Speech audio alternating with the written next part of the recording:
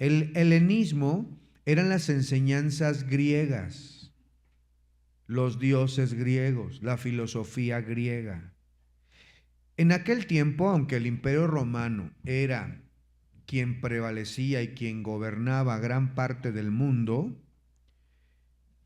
el idioma griego koiné era el que prevalecía. Digamos que era el idioma universal de aquellos tiempos, el griego koiné.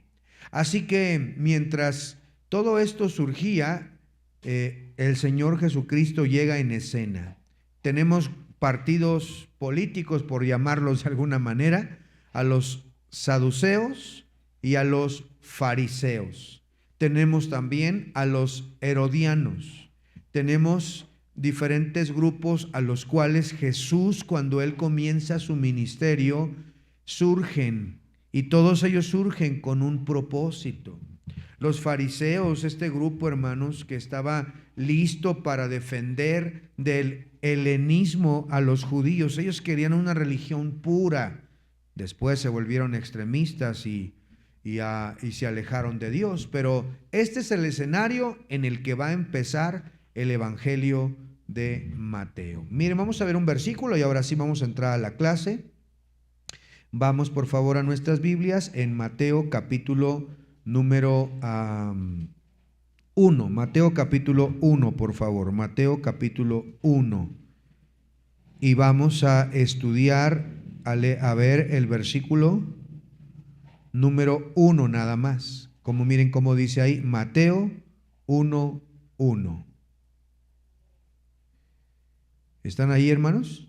Mateo 1:1 dice: libro de la genealogía de Jesucristo, hijo de David, hijo de Abraham.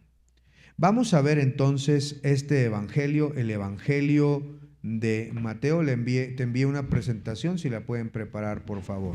Vamos a orar, cierre sus ojos y que Dios nos hable.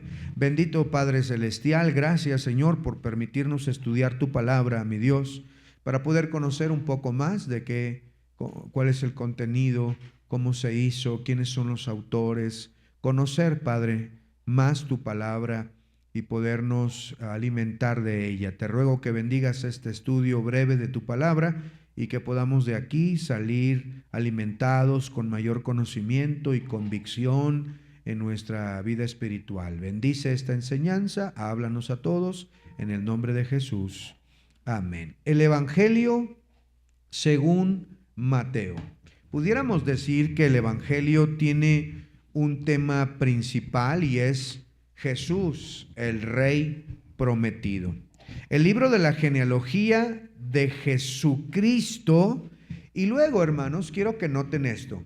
Hay dos personajes que son sumamente importantes para los judíos, para el pueblo de Israel. Estos dos personajes son David y Abraham.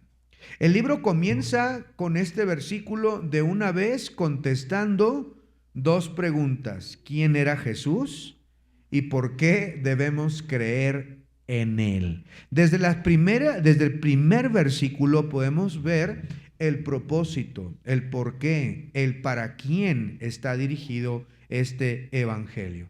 ¿Recuerdan quién es Abraham? Abraham es el patriarca, el principal, aquel que fue llamado de Ur de los Caldeos, a quien se le hizo la promesa de que en su simiente serían benditas todas las familias de la tierra. Es de Abraham que nace Isaac, y de Isaac Jacob, y de Jacob tenemos las 12 tribus de Israel. Pero después Mateo agrega un personaje central, importantísimo, y es al rey David. El rey David, hermanos, como todos conocemos, Dios hizo un pacto con David y se le llamó el pacto davídico. Y se dijo que de su descendencia habría de nacer el rey de los judíos, el rey, el Mesías prometido. Por eso, cuando leemos este evangelio, hermanos, desde el principio podemos ver el propósito y algo sumamente importante. Jesús, el Rey prometido. Mateo funciona como una guía de exposición teológica, histórica y estructural del Rey que estaban esperando.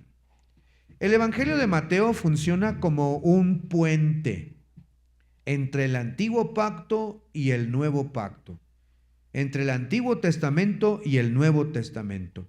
Si nosotros terminamos de leer Malaquías y leemos cualquiera de los otros libros del Nuevo Testamento, como que falta algo en medio, como que no se nos ha aclarado algo.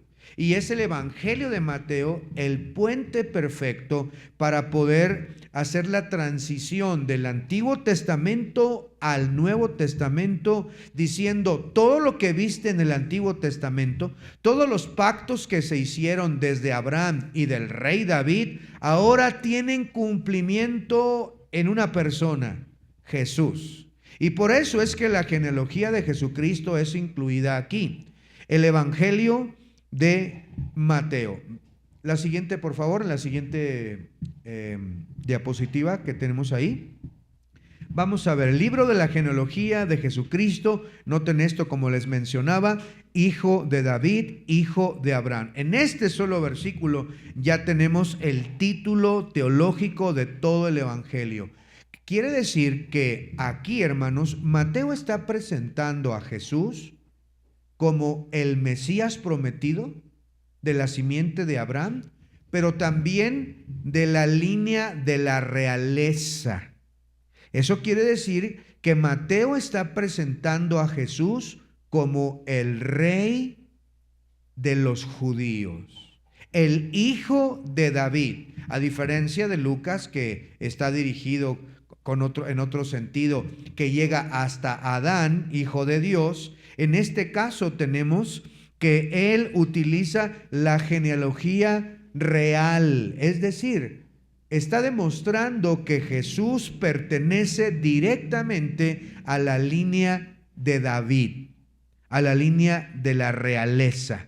Por eso es que desde este versículo ya podemos contestar quién es él. Él es el Mesías prometido, él es el rey de los judíos. Y de hecho, uno de los propósitos del Evangelio de Mateo es demostrar a través de todo el libro de los 28 capítulos, demostrar que Jesús es el rey de los judíos, que Él es el cumplimiento de las profecías de todos los profetas y de todos los salmos que hablaron de Él.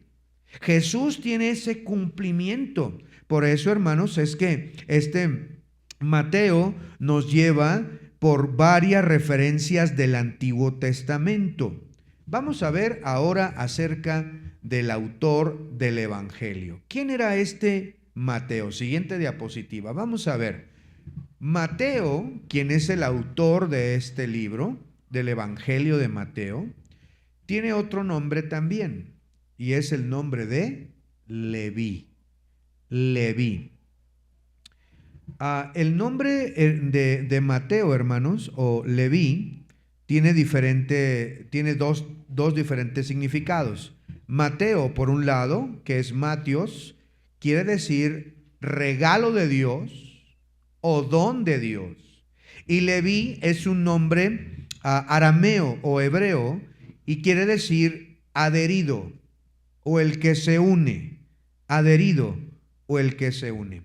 Miren Mateo capítulo 9, el versículo 9, por favor. Mateo capítulo 9, versículo 9, hablando del autor del libro, del Evangelio, de Mateo. 9:9 de Mateo. Dice la Biblia ahí, pasando Jesús de allí, vio un hombre llamado Mateo que estaba sentado al banco de los tributos públicos y le dijo, sígueme, y se levantó y le siguió. Entonces Mateo, en el nombre, como le digo, don o regalo de Dios, en su nombre griego. Mateo es un nombre griego y su nombre judío era Leví, que era adherido. Lo mismo eran con algunos otros apóstoles. Por ejemplo, Simón era llamado Pedro en griego también. Saulo también después fue llamado Pablo. Tomás era llamado el Dídimo. Entonces, Leví y Mateo son la misma persona. Miren, por favor, vayan a sus Biblias en Marcos 2:14. Marcos 2:14, vean, por favor. Marcos 2:14. Al pasar, vio a Leví, hijo de Alfeo, sentado al banco de los tributos públicos, y le dijo: sígueme, y levantándose le siguió.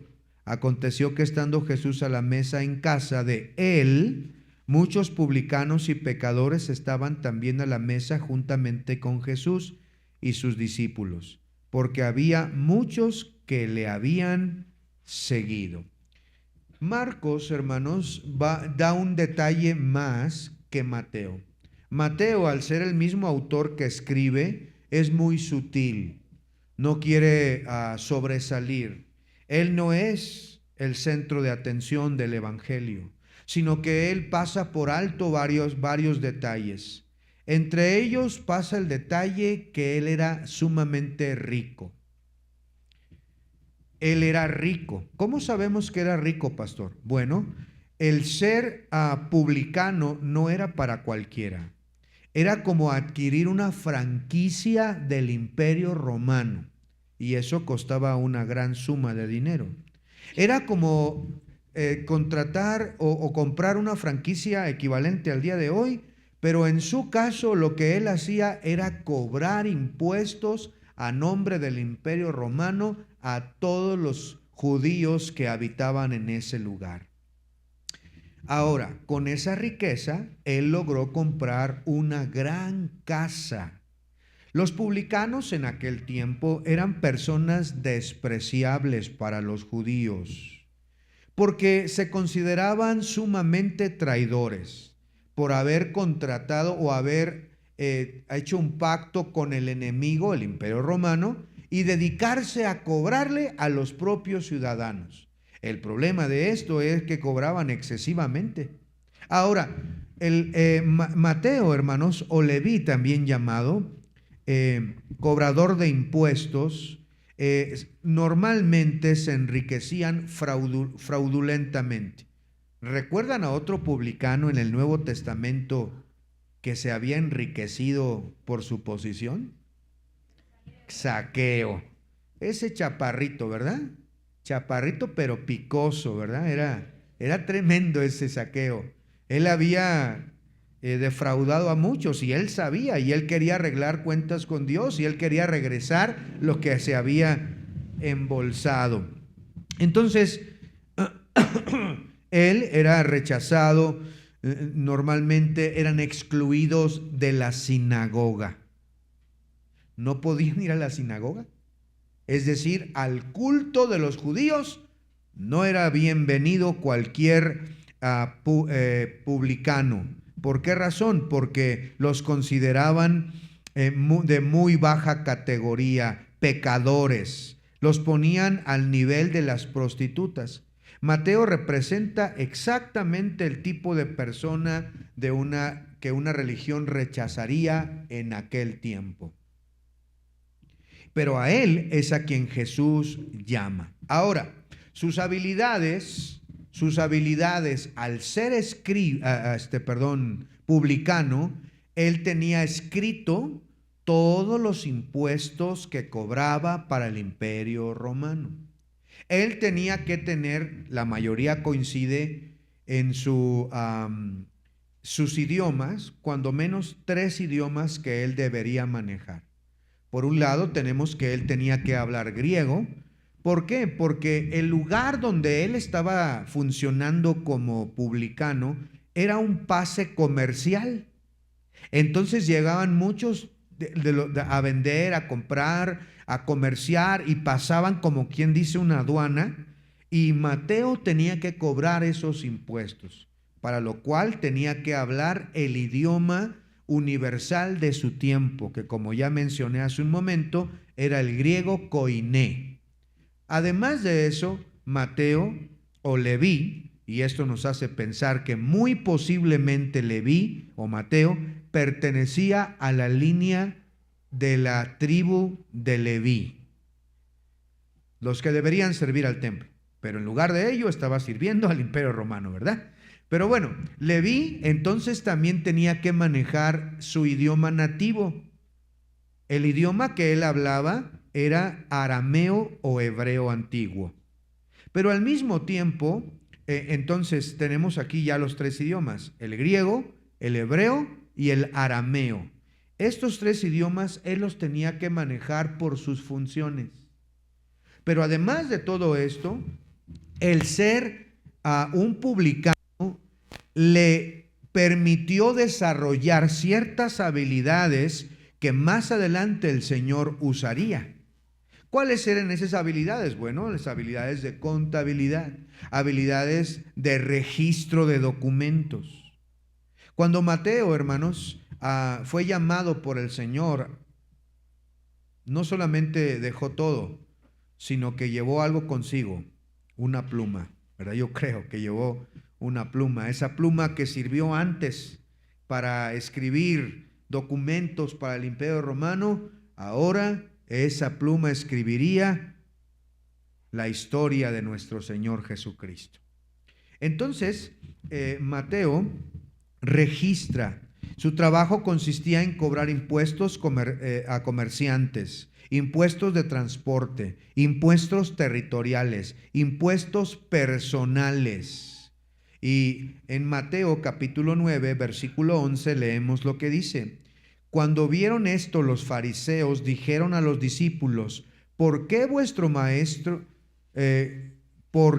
come vuestro maestro con los publicanos y pecadores? A Jesús, miren el capítulo 11, versículo 19. 11, 19. Vino el Hijo del Hombre que come y bebe, y dicen: he aquí un hombre comilón y bebedor de vino, amigo de ¿quién? De publicanos y pecadores. En Lucas 18, no vayan allá, el Señor dice: no soy como los hombres, ni como este publicano. El Señor está contando la historia. Entonces, volviendo al personaje, era rechazado por la sociedad porque era cobrador de impuestos, publicano, considerado un traidor por la nación judía, excluido de la sinagoga y asociado siempre con los pecadores del más bajo nivel. Y a esa persona es que Dios llama. Qué bendito es nuestro Dios, que a pesar de que Mateo era rechazado por la sociedad, por los escribas, fariseos, ni siquiera tenía oportunidad de pisar una sinagoga para estudiar la ley, ahora Jesús lo llama desde el banco de los tributos públicos, sentado a la mesa, diciéndole: sígueme. Y él no lo pensó, él se levantó, y podemos ver en Marcos añadiéndole más, ¿verdad? Dice: dejándolo todo, le siguió. Mire, Juan nos relata lo que Pedro tuvo que dejar. Dejaron las redes, dejaron los barcos, dejaron las embarcaciones, los oficios. Pero cuando hablamos de Leví o de Mateo, él tuvo que dejar riquezas, posesiones, un estatus, aunque era rechazado con los judíos, pero tenía un estatus delante del Imperio Romano, porque podía hablar con gobernantes, podía hablar con los que se encargaban del dinero, tenía un estatus. Sin embargo, él estuvo dispuesto a dejarlo todo por seguir a Cristo. Si todo dejó por nosotros, ¿qué no deberíamos nosotros dejar algo también? No queremos dejar nada. Ay, estoy bien cansado, yo no voy a ir a la iglesia. Ay, estoy muy cansado, yo no voy a leer la Biblia. Ay, Dios mío, que el Señor nos ayude. Pero todo su entrenamiento, dijimos, tenemos la utilidad para el reino. Vean de este lado, si puedes poner de este lado el dominio de la lectura, la aritmética y mandamientos de registros, ¿verdad? Mantenimiento de registros, perdónenme. Era experto, era bilingüe, como ya dije, en arameo, griego y hebreo. Y era entrenado para tomar notas exactas, habilidad vital para compilar los discursos que el Señor dio e hizo. Vamos a llenar nuestras hojitas. Número 1, Mateo también era conocido con el nombre de, rapidito, el nombre de Mateo o Matthews en el griego significa don de Dios o regalo de Dios. Número 3, antes de seguir a Cristo, Mateo trabajaba como publicano. Sigamos adelante, hermanos. Era un cobrador de impuestos. Número 4, Mateo se describe a sí mismo como Mateo el publicano. Mateo el publicano. Y miren, él se refiere a sí mismo para no olvidar de dónde el Señor lo había sacado. Cuando tenemos estos detalles, hermanos, y podemos disfrutar el pasaje y no pasar desapercibido rápido, nos podemos dar cuenta que Mateo se dice a sí mismo como publicano. O sea, se está diciendo a sí mismo, hey, esta era mi vida. Yo era un publicano. Y ahora Cristo me ha transformado. Y ahora Él hace nuevas todas las cosas. Pasemos al siguiente, dando un pequeño repaso. El idioma del Evangelio. Un entorno trilingüe. ¿Cómo es, hermanos, que nos llegó este Evangelio? Bueno, hay cuando menos 3 posturas. La primera postura, que es la menos aceptada por todos, es que el Evangelio de Mateo se escribió en arameo o en hebreo. ¿Por qué lo dicen? Bueno, porque algunos se les llaman padres de la iglesia o eran pastores del primer siglo. Hay escritos de ellos donde ellos dicen y mencionan que Mateo dirigió escritos en hebreo. Entonces algunos creen que Mateo originalmente se escribió en hebreo. El problema con esta teoría es que no existe ningún documento en hebreo del Evangelio de Mateo. No lo hay.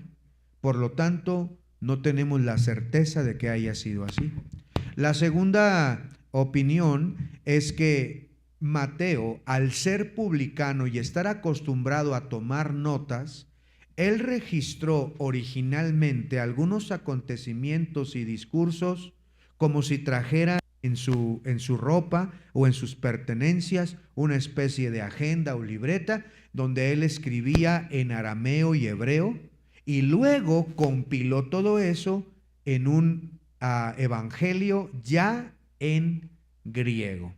Y la tercera y la más aceptada por todos los estudiosos es que el evangelio se escribió originalmente en griego, en koiné, el idioma administrativo, el idioma comercial del Imperio Romano, el idioma que universalmente era aceptado y que también tuvo algunos escritos para los judíos que habitaban en la diáspora.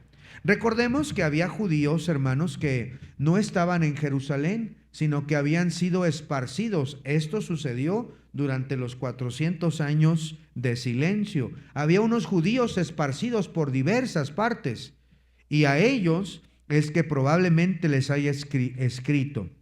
Ahora, el evangelio creemos que fue escrito en griego koiné. Dios usó la mente administrativa de este publicano para preservar el mensaje en el idioma global de aquella época.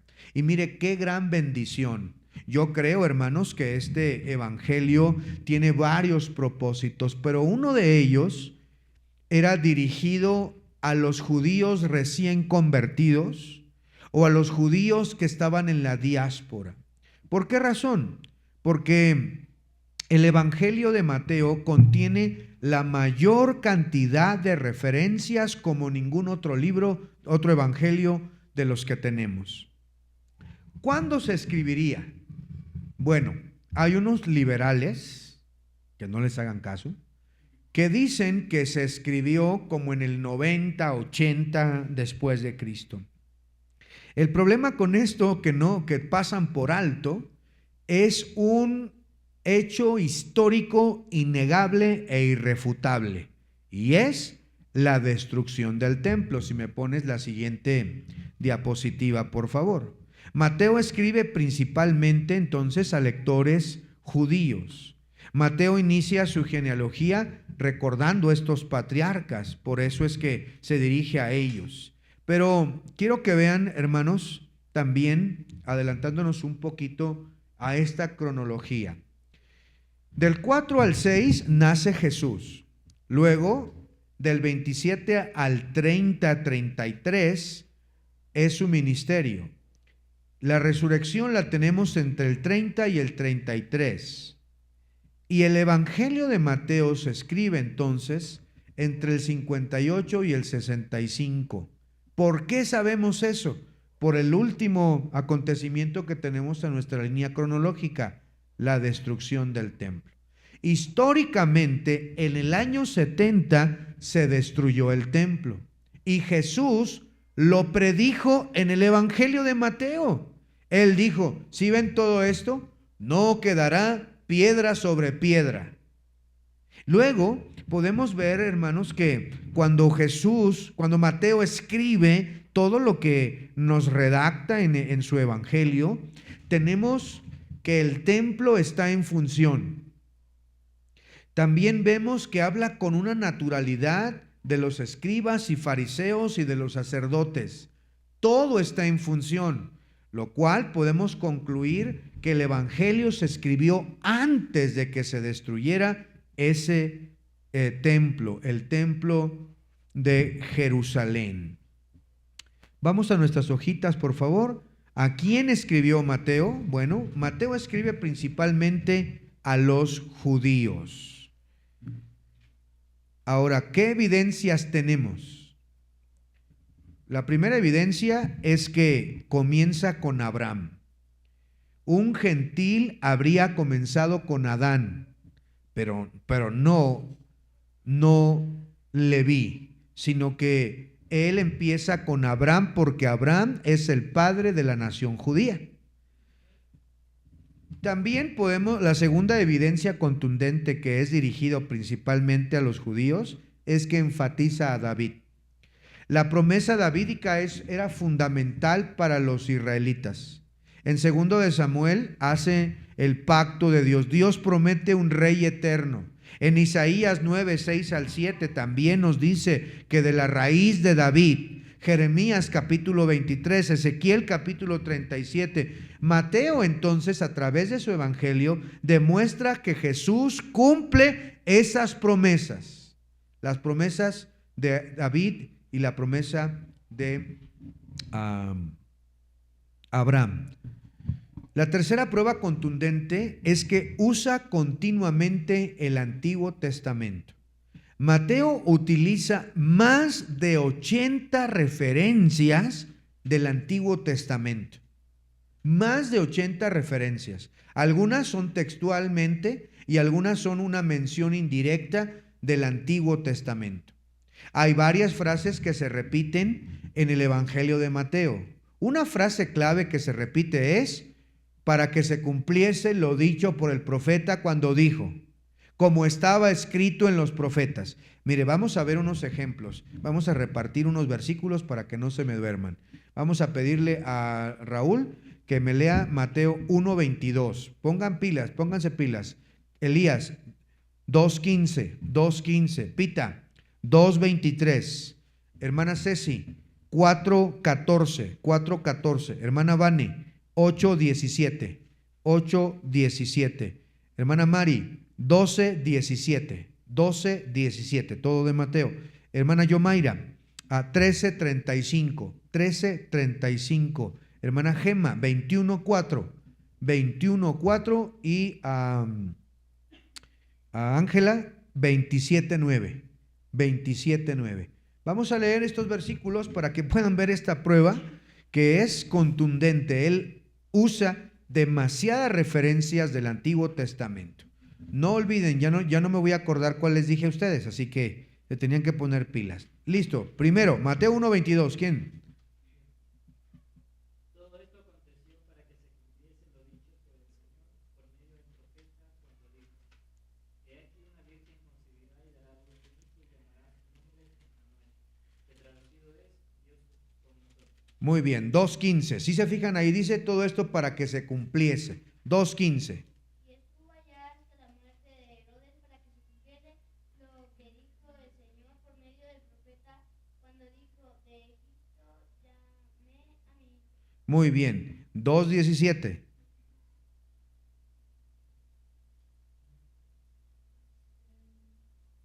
Entonces se cumplió lo que fue dicho por el profeta Jeremías cuando dijo: Ahí está. 2:23. 2:23. Tienen que ponerse pilas. 2:23. ¿A quién le dije? Si no lo tienen, el que sigue. 4:14. 4:14. Ahí está, para que se cumpliese, para que se cumpliese. 8:17.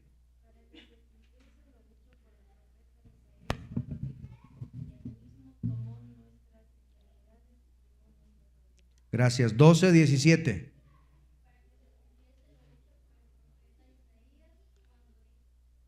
21:4.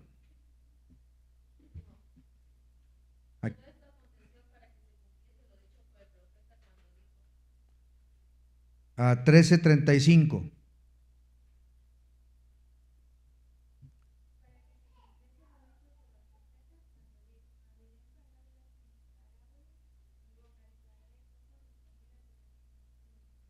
27:9.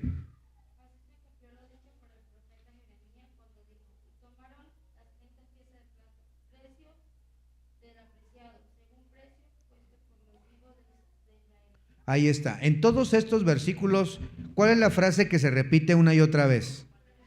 Para que se cumpliese, como fue por el profeta. Todas estas referencias, y hay más referencias, son una prueba de que él estaba utilizando las referencias del Antiguo Testamento para convencer a sus lectores que Cristo era el cumplimiento de cada profecía, de Isaías, de Jeremías, de los Salmos y de todo lo que se dijo. Él era el cumplimiento. Entonces, el propósito principal que vemos en este evangelio es demostrar que Jesús era el Mesías prometido, demostrar que Él es el hijo de David, la raíz de David, demostrar que era hijo de Abraham y demostrar que era el rey de Israel. Eso era lo que tenía como propósito. Vamos a leer, a llenar nuestras hojas rapidito. Mateo escribió principalmente a lectores judíos. 6. Mateo inicia su genealogía con Abraham, que es el padre de la nación judía. 7. La expresión caracterizada que Mateo utiliza repetidamente para mostrar el cumplimiento profético es para que se cumpliese. 8. El propósito principal de Mateo es demostrar que Jesús es el rey prometido. Es el rey prometido, el rey prometido. Vamos a leer un versículo, Diego nos lo va a leer, Zacarías 9:9, por favor. Zacarías 9:9, antes de pasar al siguiente tema, que es la escritura de este evangelio. Zacarías 9:9, ¿qué dice, hermano?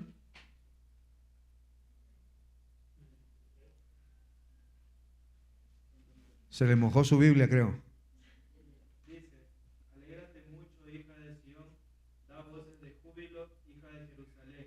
He aquí tu rey vendrá a ti, justo y salvador, humilde y cabalgando sobre un asno, sobre un pollino, hijo de asno. Su rey vendrá, dice ahí, ¿verdad? Tu rey vendrá. Y este cumplimiento lo tenemos registrado en el Evangelio de Mateo. Muy bien. Vamos adelante entonces, estamos en esta que es la fecha más aceptada. Dijimos entre el 58 y el 65 después de Cristo, y hay varias evidencias. Mire, vamos a Mateo 24, rapidito, vamos rápido. Mateo 24, versículo 1 y 2. Mateo 24, 1 y 2, cuando Jesús salió del del templo y se iba, se acercaron sus discípulos para mostrarle los edificios del templo. Respondiendo él le dijo: ¿veis todo esto? De cierto os digo que no quedará aquí piedra sobre piedra que no sea derribada. No quedará. Entonces, si Mateo hubiera escrito después del año 70, sería natural mencionar el cumplimiento de esta profecía, como Jesús predijo, pero no lo hizo, porque todavía no había acontecido. El templo todavía estaba funcionando. Mire el capítulo 17. Capítulo 17, el versículo número 24. 17, 24, dice la Biblia: cuando llegaron a Capernaum, vinieron a Pedro los cobradores de los 2 dracmas y dijeron: ¿vuestro maestro no paga los 2 dracmas? Él le dijo: sí. Y al entrar en la casa, Jesús le habló primero diciendo: ¿qué te parece, Simón? Los reyes de la tierra, ¿de dónde cobran los tributos o los impuestos? ¿De sus hijos o de los extraños? Pedro le respondió: de los extraños. Jesús le dijo: luego los hijos están exentos. Sin embargo, para no ofenderles, ve al mar y echa el anzuelo, y el primer pez que saques, tómalo, y al abrir la boca hallarás un estatero. Tómalo y dáselo por ti y por mí.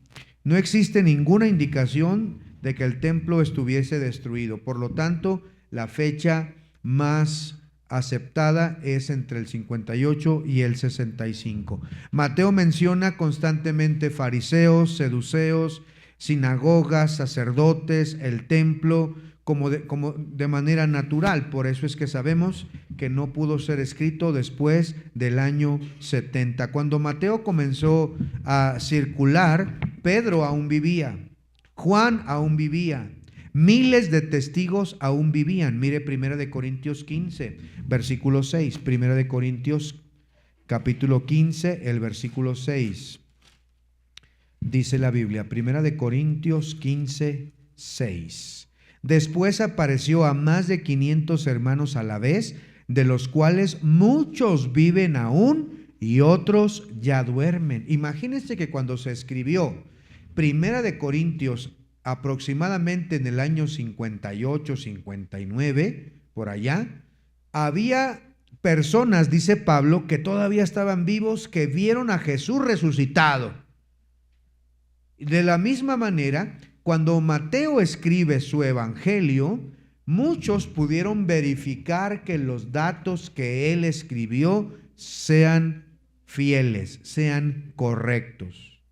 Si los acontecimientos hubieran sido inventados, habían podido ser fácilmente refutados, pero miles todavía vivían. Esto fortalece la credibilidad histórica de este precioso evangelio. Vamos al número 9.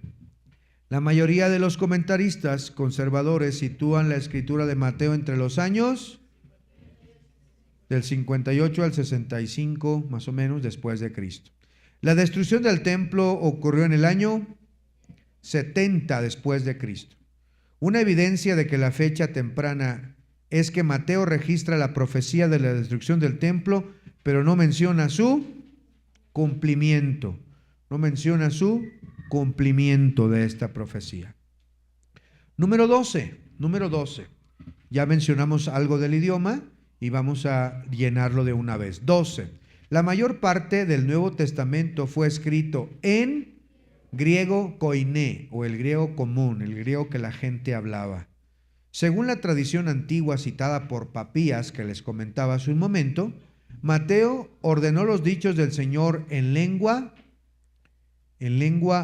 aramea o hebrea, le pueden poner.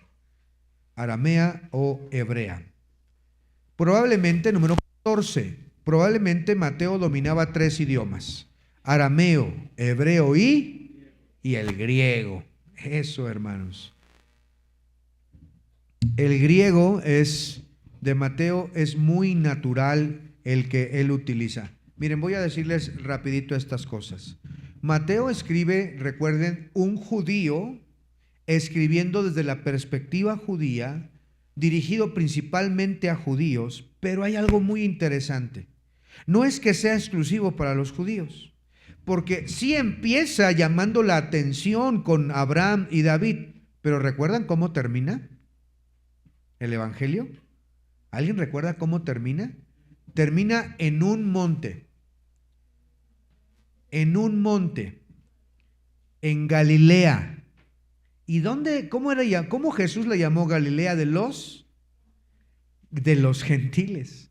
Galilea de los gentiles. Termina la escena de Mateo en el monte de Galilea de los gentiles, dando una comisión, no solamente nacionalista para los judíos, sino diciéndoles: mi reino, yo soy el rey de los judíos. Y dice Mateo, a través de todo el evangelio de Mateo, es una demostración de que es el rey, pero culmina parado en el monte de Galilea de los gentiles como rey, diciendo: yo quiero que vayan hasta lo último de la tierra. Quiero que hagan discípulos, que mi reino se extienda hasta lo último de la tierra. Además de esto, hay otras pruebas, como por ejemplo, cuando Mateo utiliza las referencias que todos leímos para que se cumpliese, él no usa el texto masorético. ¿Qué es eso, pastor? ¿Con qué se come? Bueno, el texto masorético es el idioma original en la que conservaban los judíos sus escritos. No, él no usa el texto masorético. Él utiliza la Septuaginta. ¿Y qué es la Septuaginta? Otra cosa. ¿Es una medicina o qué? No, la Septuaginta es una traducción del Antiguo Testamento en griego. Cuando Jesús caminó entre nosotros y fue a la sinagoga, él leyó la Septuaginta. Estaba en función, digamos, la Septuaginta, la traducción del Antiguo Testamento en griego. Alejandro Magno fue el encargado de mandar que 70 o más judíos pudieran recopilar todo el Antiguo Testamento y lo pudieran traducir al griego. Bueno, pues Mateo, cuando usa estas referencias del Antiguo Testamento, no usa el texto masorético, el texto original del hebreo antiguo, sino que utiliza la Septuaginta. ¿Qué quiere decir con esto, Mateo? Que el evangelio no está exclusivo de una nación, sino que está abierto hasta lo último de la tierra, para que toda persona sepa que el Mesías judío que llegó, que fue judío, pero es el rey del universo, el rey de toda la tierra, que ha venido a traer salvación hasta lo último de la tierra. Mateo entonces comparte todas sus referencias de la Septuaginta, y hay varias referencias. Por ejemplo, el 1:23 es una cita de Isaías 7:14, pero siguiendo muy de cerca la versión griega en lugar de la versión masorética. Así que creemos que fue escrito en griego. Vamos a llenar nuestras hojitas, ya llenamos ahí, ¿verdad? Muy bien. El gran tema del libro, si me pueden ayudar ahí con la diapositiva, esto ya lo mencionamos. El destinatario, que fue Israel, un puente hacia Israel, hablando de esto, pero no exclusivo de ellos. Ahora, ¿cómo está armado el Evangelio de Mateo? Siguiente, por favor. La arquitectura literaria del nuevo Pentateuco. Miren, es algo muy interesante. Mateo dirige el Evangelio principalmente a judíos, llama su atención para ellos, pero hace algo más todavía. ¿Recuerdan cuáles son los libros de Moisés llamado el Pentateuco? ¿Cuáles son? ¿Me los pueden citar? Génesis, Números y Deuteronomio. Es la ley de Moisés. Los judíos, los fariseos, los escribas, tenían a Moisés como el gran maestro, el dador de la ley, el que Dios usó para traer la ley en estos 5 libros. Pues Mateo utiliza esta información para estructurar su libro con 5 grandes mensajes, haciendo referencia al Pentateuco, a los 5 libros de Moisés. Tenemos estos discursos del reino de los cielos y podemos ver a Jesús en los montes. ¿Recuerdan el sermón del monte? ¿Sí recuerdan? Bueno, en el Sermón del Monte del capítulo 5 al capítulo 7 vemos al nuevo Moisés, al superior que Moisés. Habéis escuchado lo que fue escrito, pero yo os digo, ¿sí lo han leído eso? Si no, deberían leer la Biblia, hermanos, en Mateo, y poderse dar cuenta que cuando él sube al monte, les dice, en la ley dice esto, o Moisés dice esto, pero ahora yo les digo. Y tenemos el primer pilar o el primer sermón, que es el Sermón del Monte, desde el capítulo 5, vayan en sus Biblias, capítulo 5 hasta el capítulo 7. Y cada sermón termina con la siguiente fórmula. Vea Mateo 7, versículo 28, por favor, 7, 28. ¿Están ahí? Mateo 7, 28. Y cuando terminó Jesús estas palabras, la gente se admiraba de su doctrina. Y cada vez que termina el siguiente, también podemos ver, vea el capítulo 10 ahora, capítulo 10, perdón, 11.1, disculpen, 11.1. Cuando Jesús terminó de dar instrucciones a sus discípulos, ahí podemos ver la transición de un pilar o de un sermón a otro. El primero fue el Sermón del Monte, después el capítulo 10, el discurso misionero.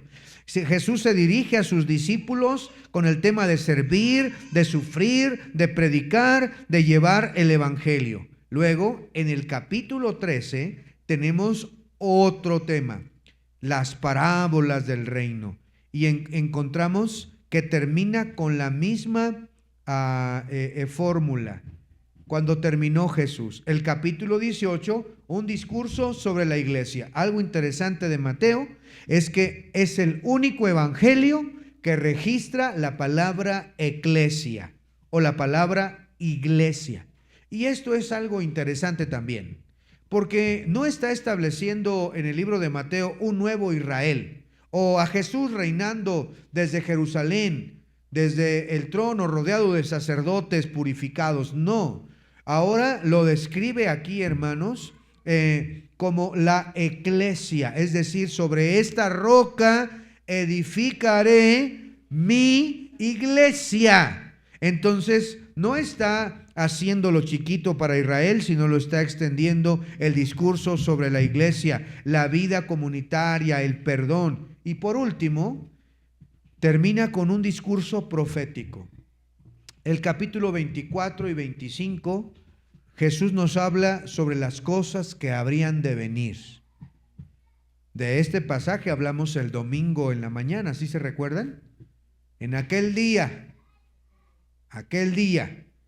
Y bueno, los discípulos le preguntaron, ¿y qué señal hay? ¿Cuáles son las señales antes del fin? Y Jesús les da estas señales antes del fin. El gran tema es el rey de los judíos. Miren, vamos al siguiente, por favor, ya para ir terminando. Siguiente. No me voy a detener mucho, pero quiero que lo vean. Aquí tenemos el gran tema. Recuerden, el principal tema es el rey de los judíos, dirigido a los judíos para demostrar que Jesús es el rey de los judíos. Y a través de su evangelio el recorrido es el siguiente. Los magos del oriente, que por cierto es el único evangelio que registra ese acontecimiento, ellos preguntan a Herodes, ¿dónde está el rey de los judíos? Tenemos el nacimiento. Y luego tenemos el ministerio del rey, donde él dice, arrepentíos. ¿Por qué? ¿Por qué? Porque el reino de los cielos se ha acercado. Durante su ministerio, el rey continúa avanzando. Luego tenemos la entrada triunfal del rey, como dice en Zacarías que leyó Diego, he aquí tu rey viene sentado sobre un pollino de asna. Y aquí vemos la entrada triunfal. Luego tenemos el juicio y la cruz, donde vemos un letrero que dice Mateo que decía este es el rey de los judíos, ¿verdad? Y estaba escrito en cuáles idiomas, hermanos. ¿Se recuerdan? ¿Quién sabe, verdad? Bueno, estaba escrito, hermanos, en griego, en latín también, porque el Imperio Romano tenía uno de esos idiomas, ¿verdad? Y también en hebreo. Le reclamaron diciéndole, ¿por qué le pones eso? Lo que es escrito, pero no sabía que estaba siendo instrumento de Dios, diciendo, este es el rey de los judíos. Y después también lo vemos en su segunda venida, cuando Él está sentado en el trono, diciendo, nunca os conocí, apartados de mí, malditos al fuego eterno. Ahí lo vemos ahora como el rey sentado en el trono. Vamos a llenar nuestras hojitas. Número 15. El gran tema del Evangelio de Mateo es que Jesús es el rey de los judíos, o el rey. En Mateo 2:2 los magos preguntan, ¿dónde está él? Rey de los judíos, el rey de los judíos.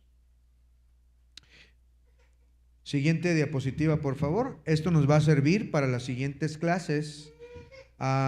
Veamos los evangelios. Hoy estamos viendo el Evangelio de Mateo, y Mateo presenta a Jesús como el rey de los judíos, o el rey prometido. El versículo clave es cuando preguntan, ¿dónde está el rey de los judíos? Y su audiencia es los judíos. Marcos lo presenta como el siervo, dirigido a un mundo romano. Lucas lo presenta como el hombre perfecto, dirigido a los griegos. Y Juan como el Hijo de Dios, demostrando su divinidad. Vamos a terminar, hermanos, con la hojita, por favor. Número 17. El Sermón del Monte 5 al 7 tiene como tema principal la del reino. Número 18. El discurso sobre la iglesia se encuentra principalmente en el capítulo.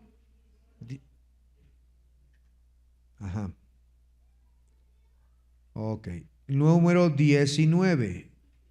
Número 18 es el 18. Número 19. El discurso profético comprende los capítulos 24 y 25.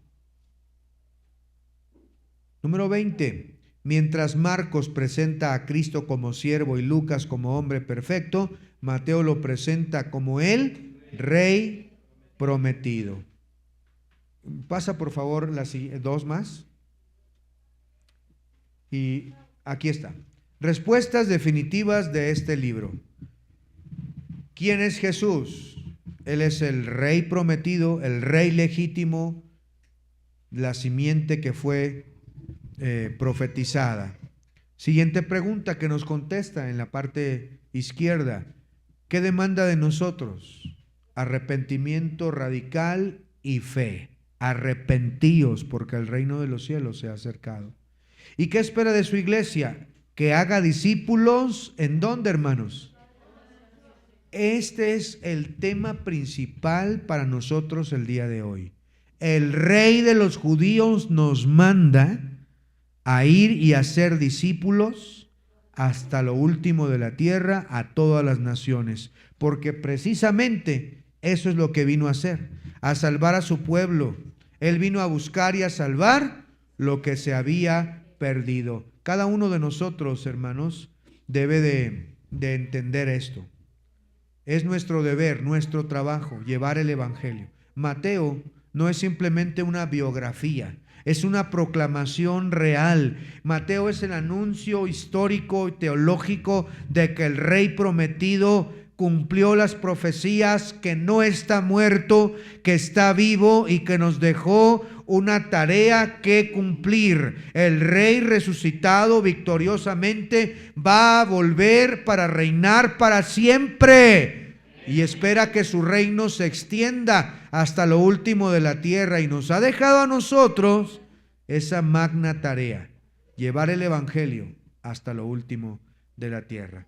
Pudiéramos estudiar mucho más, el tiempo se ha terminado, pero yo creo que hemos aprendido algo acerca del Evangelio de Mateo. Ahora léalo, léalo, léalo. Vamos a orar. Padre bendito, gracias Señor por el Evangelio tan precioso, tan maravilloso de Mateo. Hay tantos detalles que pudiéramos estudiar, que pasaríamos horas y horas, Señor. Pero con lo que hemos visto, deberíamos, Señor, de estar agradecidos por darnos este Evangelio, donde, Señor, Leví asimismo se recuerda como un publicano redimido, usado, donde podemos ver que el Señor no rechazó